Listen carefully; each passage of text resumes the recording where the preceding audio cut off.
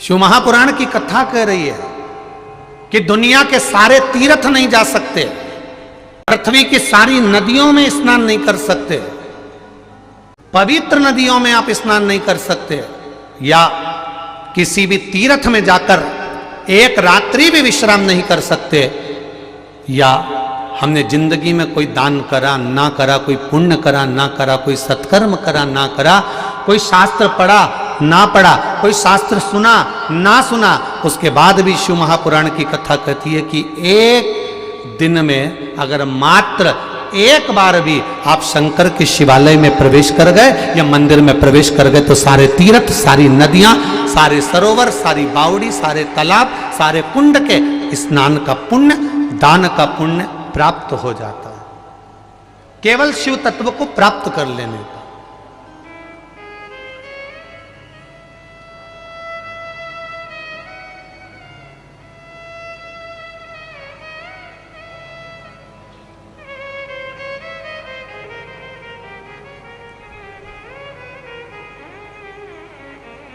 देखिए, प्रदीप नाम है ना, तो प्रदीप नाम के भी ढेरों लोग होंगे। आपका नाम अगर कमल है तो कमल नाम के ढेरों लोग होंगे। आपका नाम बिमला है तो बिमला नाम के ढेरों लोग होंगे। बोलो री जी हाँ, सही है कि गलत है? आपका नाम अगर भेरू है तो भेरू नाम के भी बहुत सारे होंगे। आपका नाम अगर चंद्रघंटा है तो चंद्रघंटा के नाम के बहुत सारे हैं। बोलो री जी हाँ, सही है कि गलत है? और जीजा उन भी बोल दो, सही है? एक नाम के ढेर नाम पड़े,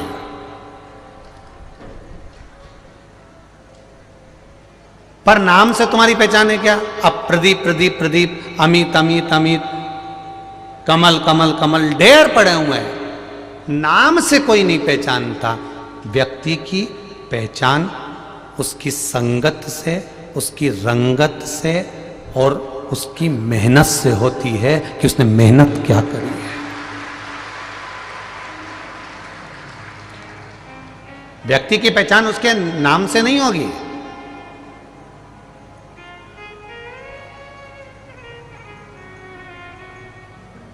उसकी मेहनत क्या है? मेहनत मतलब उसने अपने हाथों से कितनी मेहनत करी है।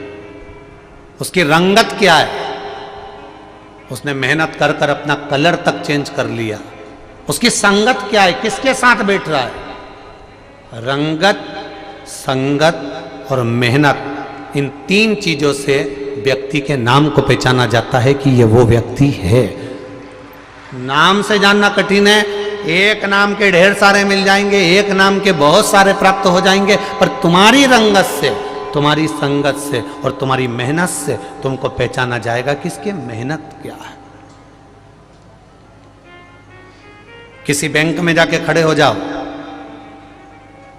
तुम्हारे बैंक में चले जाओ, चलो तुम्हारी बैंक में चले जाओ, जिस बैंक में तुम जाते हो, और जाकर कह देना मेरा नाम कमल कुमार है, 50,000 रुपये निकाल के दो। निकाल देगा क्या वो?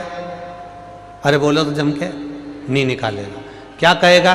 सर एक फॉर्म भर दीजिए, उसमें आपका सिग्नेचर कर दीजिए, सिग्नेचर करोगे हम उसे पहचान जाएंगे। मतलब आप जो सिग्नेचर करोगे उससे पहचान हो जाएगी कि ये आपका सिग्नेचर है और आपका सिग्नेचर है, इसलिए 50,000 रुपये निकाल कर दे दिया जाएगा। उसी तरह ये शिव महापुराण की कथा नहीं है, ये आपका फॉर्म भरा रहा है कि ये फॉर्म वहाँ जमा हो जाएगा और बाद में पहचाना जाएगा क्या ये वही है जिसने सत्संग किया, भजन किया, कीर्तन किया, मंत्र जाप किया, स्मरण किया, नाम जाप किया, भगवत कीर्तन में डूबा रहा, भगवत भजन में डूबा रहा, क्या यह वही है?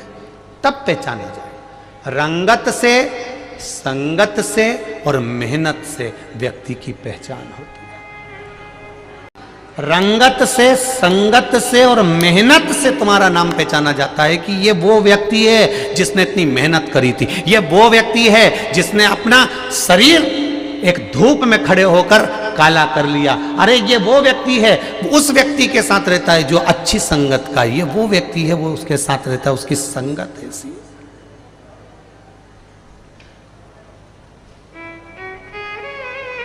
आज कोई कह रहा था गुरुजी इतनी भीड़ इतनी भीड़ इतनी भीड़ इतनी भीड़ कि चारों तरफ इस पूरे कुबेरेश्वर धाम के आसपास में चारों तरफ गांव-गांव में जन समुदाय है। इसका कोई इलाज है कि थोड़ा सा ये अभी बरहानपुर कथा हुई, उसके पहले परवणी हुई, फिर मालेगांव हुई, फिर गुजरात में बड़ौदा में हुई, फिर ऐसा ही पावागढ़ में हुई, तो इसमें थोड़ी जनता कम हो जाए, इसका कोई इलाज है? हमने कहा जिसको प्रेत भूत चिपक जाए उसका तो इलाज है, पर जिसका दिल महादेव से चिपक जाए उसका कोई इलाज नहीं।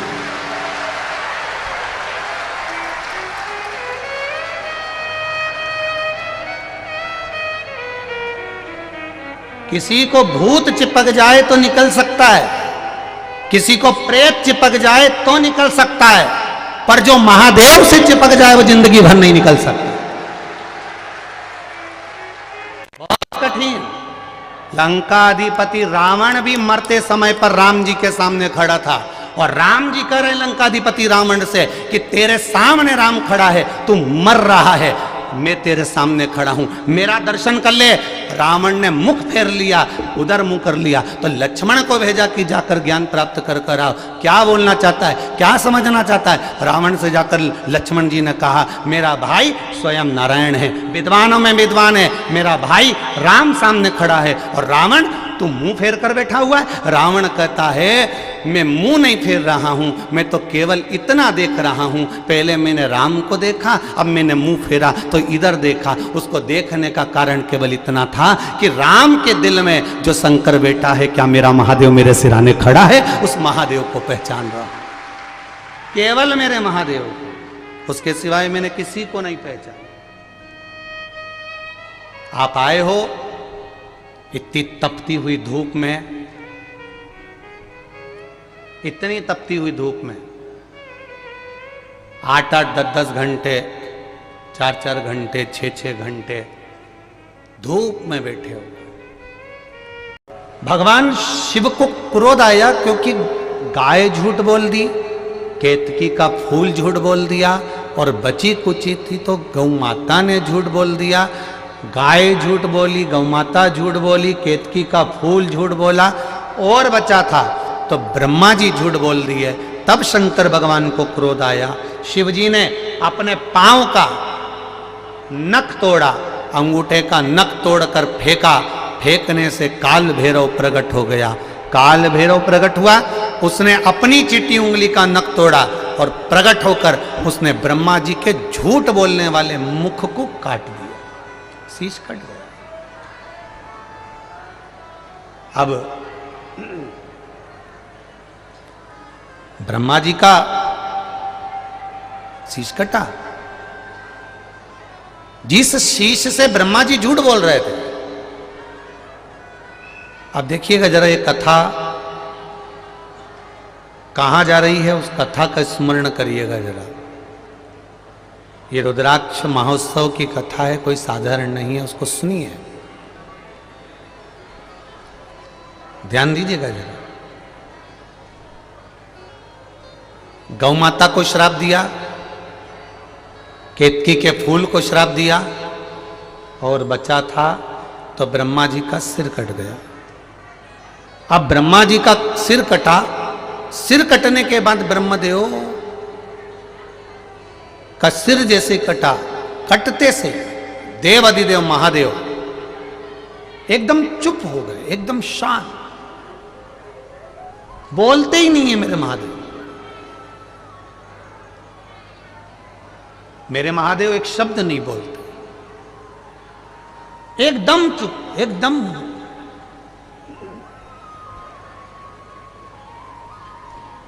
जब मेरे महादेव मौन हो गए तब भगवान शंकर के गण नंदी जी को यह बात अच्छी नहीं लगी, और होना भी यही चाहिए।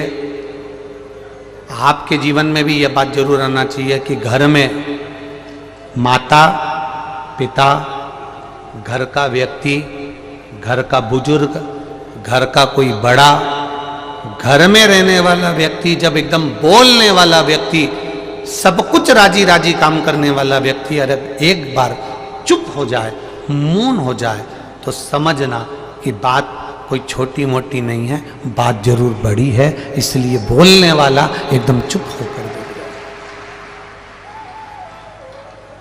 कारण क्या है, उसको पहचानो, समझो।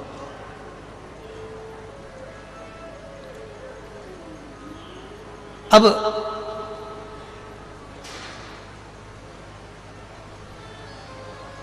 जैसे ही भोलेनाथ जी चुप हो गए, 33 कोटि देवी देवताओं में, माताओं इसमें स्मरण करिएगा जरा, और मेरे भाई जितने बैठे हैं वो भी स्मरण करें। 33 कोटि देवी देवताओं में ऐसा कोई देवता नहीं होगा जिसने अपने गण को, अपनी सवारी को, अपने दरवाजे पर खड़े होने वाले को गुरु बनाया। केवल एक देव अधिदेव महादेव थे जिन्होंने नंदी को भी गुरु बना लिया था जब ज्ञान प्राप्त करना था, नंदीश्वर।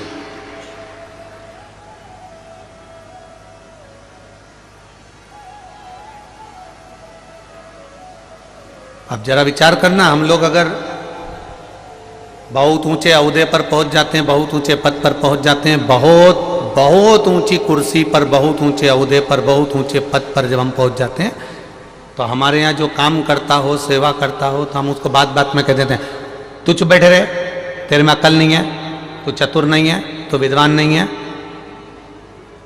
तो मुझे समझाने चला, चुप बैठ। हम उसको कह रहे हैं चुप बैठ, तुझ में अकल नहीं है, तुझ में ज्ञान नहीं है, तू समझदार नहीं है। अब भाई मेरे महादेव से सीखिए, कैलाश पर रहते हैं, सारे देवता 33 कोटि देवताओं को केवल देवता कहते हैं, केवल देव कहते हैं। उन 33 कोटि देवी देवताओं का भी कोई गढ़ अधिपति बनकर बैठा है तो वो देवों का देव महादेव बनकर बैठा है। उसके बाद भी मेरे महादेव के जीवन में कभी अभिमत्ता, कभी अहंकार, कभी अहम मेरे महादेव के पास नहीं आया। महादेव हमेशा चित्त वृत्ति में आनंदता लेकर नंदी को भी अपना गुरु बना लेते हैं। जब नंदी से ज्ञान प्राप्त होता है उसको भी गुरु बनाते हैं।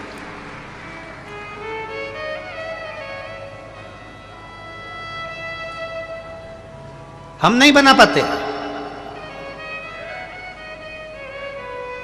कई बार बहू अच्छी बात कहती है, ऐसा नहीं कि बहू हर बार गलत कहेगी, कई बार बहू अच्छी बात कहती है। सास का फर्ज है जब अच्छी बात मिले ना तो बहू की पीठ थपथपा कर कहना, तूने मुझे आज ज्ञान दिया है, तू मेरी गुरु बनकर बैठी है, उसमें कोई गलत नहीं होगा। और हर बार सास भी तुमको अपशब्द नहीं कहती है, हर बार सास भी तुमको गाली नहीं देती है, कभी कभी सास भी तुमको ज्ञान की बात कह देती है। उस समय पर बहू को चाहिए कि सास के चरण छूकर आशीर्वाद लेकर कहे, मम्मी मेरे को रोटी बनाना नहीं आती थी, मैं कॉलेज में पढ़ती थी, स्कूल पढ़ती थी, मुझ में इतना ज्ञान नहीं था, पर माँ तेरी जैसी सास दुनिया में नहीं मिलेगी। डांट डांट कर, गलतियां बता बता कर, गाली दे देकर तूने मुझे अचार डालना सिखा दिया, तूने मुझे बड़ी बनाना बता दिया, तूने मुझे पापड़ बनाना बता दिया, तूने मुझे रोटी बनाना बता दिया। सास को भी लगेगा कि बहू आई है, मैंने इसको गाली दी, अपशब्द कहा, ताने दिए, आड़ा टेढ़ा बोला, पर इसने मुझे स्वीकार करा, मेरी बात को स्वीकार करा, इसने मुझे स्वीकार करा।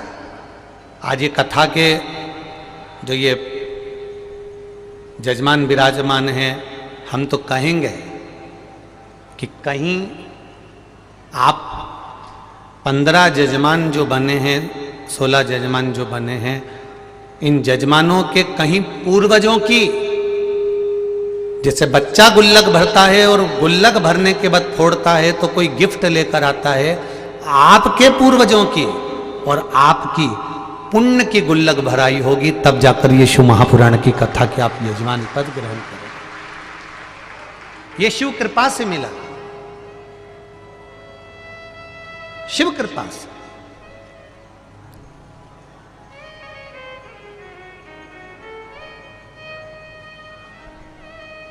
महाराज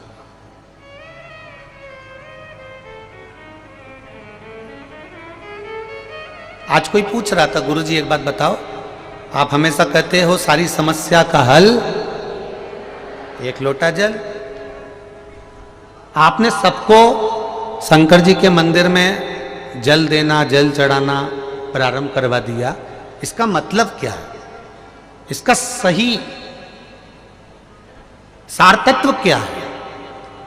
इसका सही उद्देश्य क्या है? इसका सही उद्देश्य है जगत गुरु शंकराचार्य, जिन्होंने एक बार भिक्षा मांगते मांगते जगत गुरु शंकराचार्य जी अपने शिष्यों के साथ एक दरवाजे पर पहुंच गए और जगत गुरु शंकराचार्य जी ने दरवाजे पर पहुंचकर आवाज लगाकर कहा, माता भिक्षाम दे। छोटी सी लड़की अपने घर में प्रवेश कर कर जाती है और अपनी मां से कहती है, दरवाजे पर बाबा आया है, भिक्षा मांग रहा है, मां कुछ होए तो दे दो ना। मां ने कह दिया, कह दो हमारे घर में कोई नहीं है। लड़की ने जाकर दौड़कर कह दिया, बाबा हमारे घर में कोई नहीं है। जगत गुरु शंकराचार्य जी ने कहा, बेटी कुछ तो दे दो। बेटी अंदर गई, मां वो तो जा ही नहीं रहा, बाबा कह रहे कुछ तो दे दो। कह देना हमारे यहां कुछ भी नहीं है। जगत गुरु शंकराचार्य जी ने भिक्षा मांगी और बेटी ने जाकर कह दिया, हमारे यहां कुछ भी नहीं है। जगत गुरु शंकराचार्य जी ने कहा, बेटा कुछ तो दे दो। बाबा कुछ भी नहीं है तो हम कैसे देंगे? जगत गुरु शंकराचार्य जी ने कहा, बेटा एक काम करो, अपने घर की झाड़ू लगाओ, कचरा ही दे दो। झाड़ू लगाकर बेटी ने कचरा इकट्ठा करा और जगत गुरु शंकराचार्य जी की झोली में डाल दिया। जगत गुरु शंकराचार्य जी उस झोली को लेकर आगे गए, उन्होंने कचरे को फेंक दिया। शिष्य ने कहा, गुरुजी ये कचरा लाने से कौन सा फायदा था? जगत गुरु शंकराचार्य जी ने कहा, वो बेटी से अगर मैं कचरा नहीं लेता, उसकी मां ने मना करना सिखाया था, नहीं है कह दो है ही नहीं। जिसकी माता पिता अपनी बेटी को ये शब्द सिखा देते हैं, चाय की पत्ती है ही नहीं, शक्कर है ही नहीं, पीले कलर की साड़ी है ही नहीं, मेरे पास तो ये है ही नहीं, मेरे पास तो ये है ही नहीं, उसके मुंह से हमेशा ना ना निकलता रहता है और एक दिन भगवान है ही नहीं कर देता है। जगत गुरु शंकराचार्य जी कह रहे हैं, मैंने उस बेटी से भिक्षा में कचरा मांगा। कचरा मांगने का उद्देश्य केवल इतना था कि उस बेटी की आदत हो जाए देने की। अगर इसने आदत देने की डाल ली तो पक्का है ये देना सीख गई तो परमात्मा भी देना प्रारंभ कर देता है, वो देने में पीछे नहीं हटता। जगत गुरु शंकराचार्य जी का वो शब्द हमारे जीवन में हमने उतारा। आपने भी अगर एक लोटा जल मेरे महादेव को देना सीख लिया तो मेरे महादेव ने भी तुम्हें कुछ ना कुछ देना सीख लिया, कमी नहीं रखता। एक पत्र आया देखिए,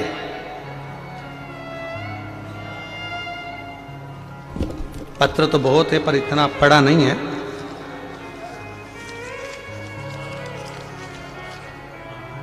शंभु शरणे पड़ी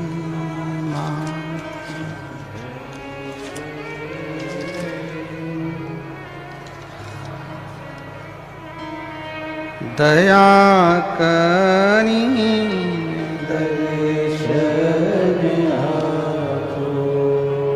पत्र देखिए।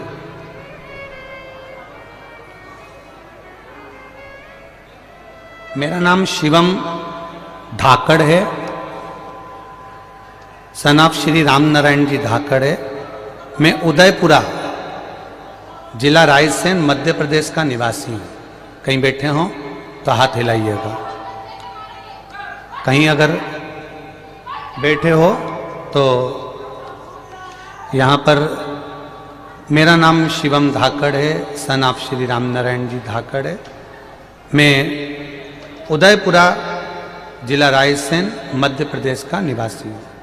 गुरुदेव, मैं एक स्टूडेंट हूँ। मैंने कई बार सरकारी भर्ती की परीक्षा दी थी, परंतु कई बार कहीं आधा या एक नंबर से प्रतीक्षा सूची में रह जाता था। मैंने अंतिम परीक्षा मध्य प्रदेश शिक्षक भर्ती की दी थी, जिसमें मैंने परीक्षा तो दे दी, पर मुझे लग रहा था कि उत्तीर्ण नहीं हो पाऊंगा। गुरुदेव, बहुत परीक्षा देने के बाद भी जब मैं आखिरी में थक गया, तब आखिरी में मैंने ये विचार करा कि अब ये परीक्षा में उत्तीर्ण नहीं होऊंगा। तब मेरे किसी परिचित ने कहा कि पशुपति व्रत का स्मरण करो, और मैं लड़का होकर, कॉलेज जाने वाला लड़का होकर पशुपति व्रत चालू करा। कई लोगों ने मुझे टोका भी कि कोई लड़के पशुपति व्रत करते हैं, पर मैंने कहा बाबा के भरोसे पर कर रहा हूँ। और बाबा की कृपा से मैंने जब पशुपति व्रत करना प्रारंभ करा, गुरुदेव, बाबा की कृपा से शिक्षक भर्ती मध्य प्रदेश की परीक्षा में मैं फाइनल सिलेक्शन में पास हो गया, और बाबा ने मेरे ऊपर कृपा की। ये शिव तत्व है। मैंने तेरे ही भरोसे भोले, तेरे ही भरोसे हवा विच उड़ती जावांगी, बाबा डोर तो छड़ीला में कटी जावांगी। एक पत्र और बड़ा सुंदर है, देखिए। गुरुदेव, मेरा नाम सारिका माली है। मैं गांव तलोदा, जिला नंदुरबार, महाराष्ट्र से आई हूँ। कहीं बैठी हो तो हाथ हिलाइएगा। कहीं अगर बैठी हो तो हाथ हिलाइएगा। मैं सारिका माली हूँ, गांव तलोदा, जिला नंदुरबार, महाराष्ट्र से हूँ। गुरुदेव, मेरा भाई पिछले 24 साल से एक सरकारी दफ्तर में साफ सफाई का काम बिना पगार के करता था। वहां के ऑफिसर उसे हमेशा यह कहते थे कि तेरा पगार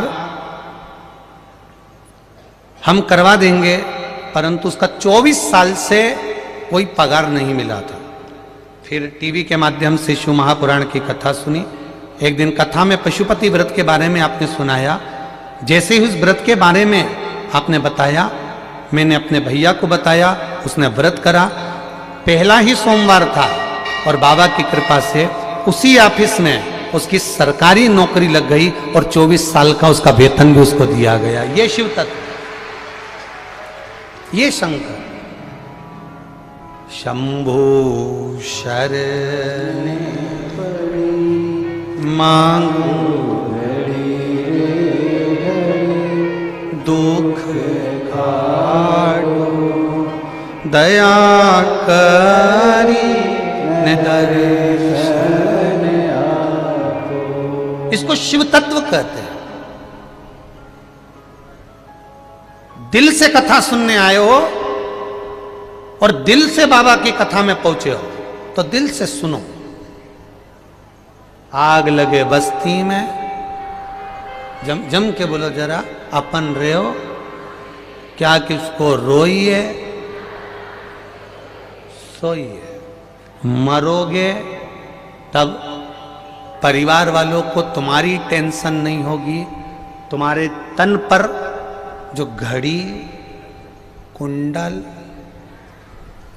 चेन, तगड़ी, लौंग में हीरा, सबको वो टेंशन बनी रहेगी। एक दूसरे को कोनी मार कर कहेंगे शमशान में कौन निकालेगा, यही निकाल लो। कौन निकालेगा शमशान में, यही निकाल। किसी को चिंता नहीं है तुम्हारी, गए सो गए।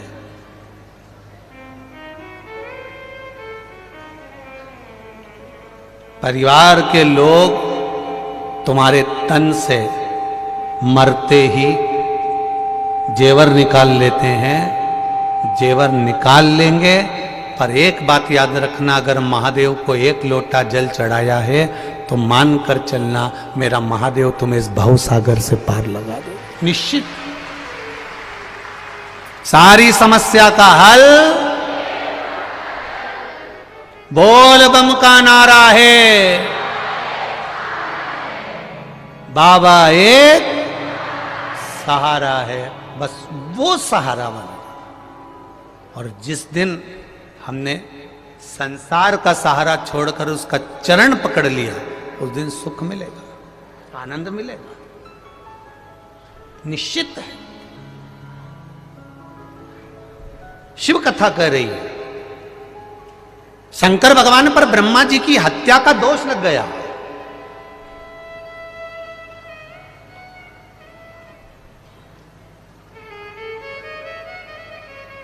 ब्रह्मा जी का कटा हुआ सिर,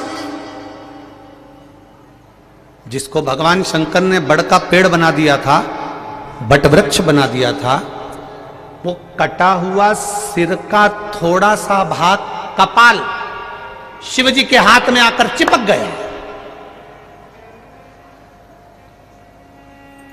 अब वो कपाल नंदी को नहीं दिख रहा है, वो कपाल नंदी को नहीं दिखा, वो कपाल मां पार्वती को नजर नहीं आया, वो कपाल गणेश जी को नहीं दिखा, वो कपाल कार्तिकेय जी को नहीं दिखा, पर कपाल शिव जी के हाथ में था।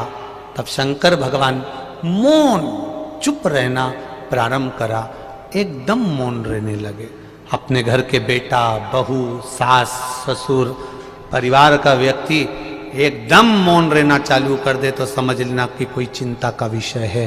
क्या बात है, उस सिरे तक हमको जाना चाहिए। क्या करा जाए? अब चिंता लगी थी माता पार्वती को, तो पार्वती जी ने नंदी से कहा कि महादेव आजकल चुप रहते हैं, बोलते नहीं, उनके मुख से शब्द नहीं निकलता। जो महादेव बात बात में डमरू का नाद करते हैं, जो महादेव नित्य प्रति आनंद के विषय को सुनाते रहते हैं, दुनिया का सबसे पहला कथाकार, दुनिया का सबसे पहला वक्ता और दुनिया का सबसे पहला कथा सुनाने वाला अगर कोई है तो वो देव अधिदेव महादेव हैं। और महादेव इतने बड़े वक्ता होने के बाद अगर चुप हो गए तो क्या कारण? कारण क्या? पता तो करें हम, कारण क्या है?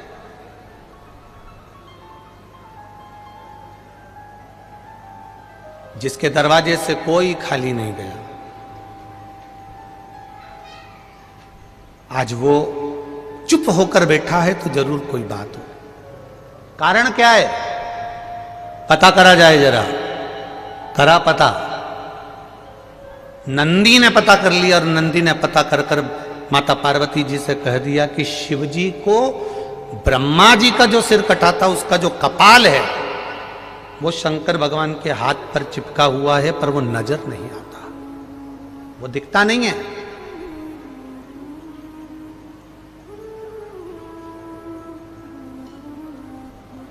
बहुत ध्यान देना जरा इस कथा पर जरा।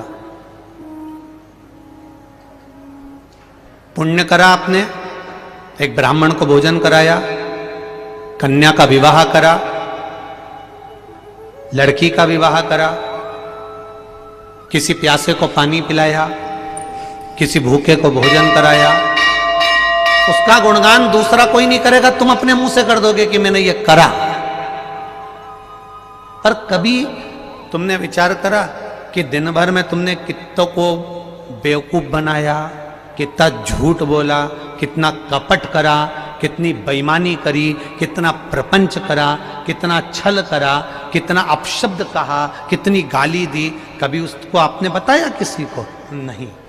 पर वो तुमने जो करा वो तुम्हारे हाथ में चिपका हुआ, इस ललाट पर चिपका हुआ। शिव जी के हाथ में वो कपाल चिपका हुआ है।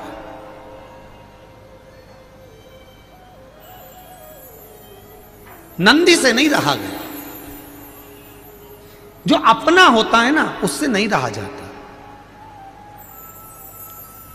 अपने से नहीं रहा जाता, नंदी से नहीं रहा गया। और जब नंदी से नहीं रहा गया तब नंदी शिव जी के पास में आकर बैठ गया। एक लोटा जल आज नंदी ने देवाधिदेव महादेव के चरणार बिंदु को समर्पित किया, भगवान शिव के चरणों को समर्पित करा। शिव जी जान गए नंदी कुछ पूछना चाहता।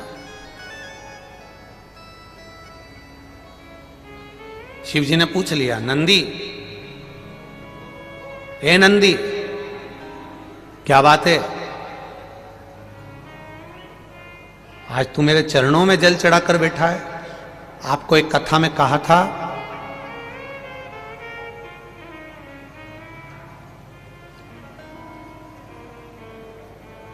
कभी ये शिवलिंग है, ये गोल जलाधारी है, ये सामने चरण है। करें दर्शन सबने। ये दो सामने जो चरण है इसके बीच में सुख सुंदरी है। कभी कभी विशेष कोई अवसर आए,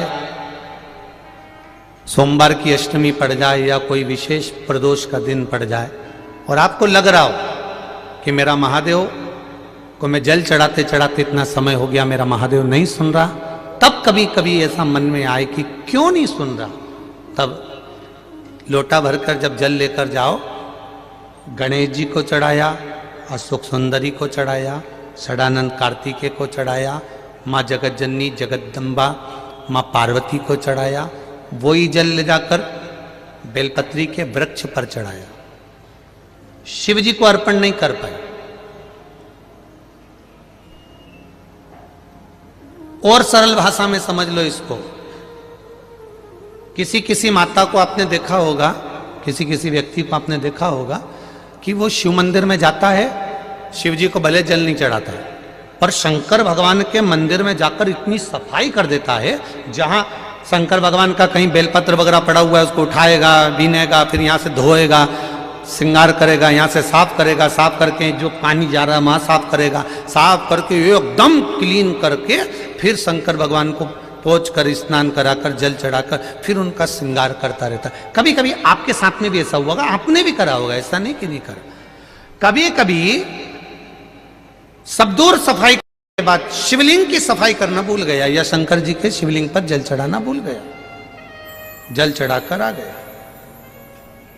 अब आ तो गया पर चिंता देवाधिदेव महादेव को लग गई। मेरा था, भक्त था, उपास करता था, शिवरात्रि का व्रत करता था, पशुपति व्रत करता था, सोमवार सावन के करता था, 16 सोमवार करता था, पर आज इसको ना जाने क्या हो गया कि ये मेरे ऊपर जल ना चढ़ाकर सब दूर जल चढ़ाकर चले गया। देवाधिदेव माता पार्वती जी से कह देते हैं, सुन पार्वती, अगर कोई भूलवश भी मुझ पर जल चढ़ाना भूल जाए और तेरे हस्त कमल पर जल चढ़ा कर जाए तो पार्वती जितना फल मैं प्रदान करूं उससे दुगना फल तुझे प्रदान करना है। यह शिव कह रहा है। और इसका प्रमाण कहां पर मिलता है? इसका प्रमाण मिलता है महाभारत में, इसका प्रमाण मिलता है श्रीमद् भागवत कथा में। भीम, दुर्योधन और जरासंध तीनों ने तप करा, तीनों बैठे हैं अलग अलग शंकर भगवान का भजन करने के लिए और तीनों शिव जी का भजन कर रहे हैं, तीनों शंकर भगवान का गुणगान कर रहे हैं, तीनों शिव जी का तप कर रहे हैं। और तप करते करते करते करते करते करते भीम को लग गई भूख, चले गया भोजन करने। जैसे ही भोजन करने गया तो कुछ खाने का तो मिला नहीं, केले के पेड़ पे से केला लिया या छील छील के खाकर फेंक दिया, बैठ गया। इतने में देवाधिदेव महादेव प्रकट हो गए और महादेव प्रकट होकर तुरंत मेरे शंकर भगवान ने प्रसन्न होकर प्रकट होकर दुर्योधन और जरासंध को देखा और दोनों से पूछा, तुम्हें क्या चाहिए मांगो। दुर्योधन और जरासंध ने कहा, हमको 100 हाथियों का बल दे दो। शंकर भगवान ने कहा, 100 हाथियों का बल? तथास्तु, शंकर भगवान ने तथास्तु तो कह दिया। भीम बैठकर केला खा रहे थे और जरासंध और दुर्योधन जाते जाते हंस दिए। बताओ, इस खबड्डे को देखो, हप्सी को देखो, खाने के चक्कर में इसको आशीर्वाद नहीं मिला और हमको 100 हाथियों का बल मिल गया।